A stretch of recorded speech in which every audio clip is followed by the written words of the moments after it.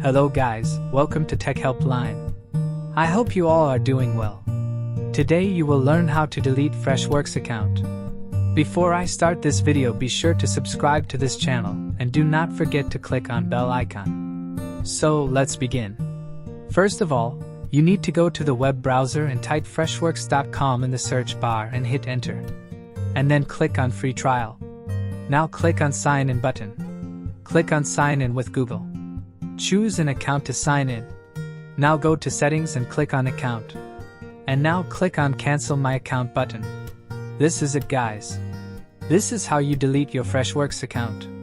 I hope you guys like this video. I will see you in the next one. Thank you guys for watching this video and make sure to subscribe this channel and don't forget to hit the bell icon.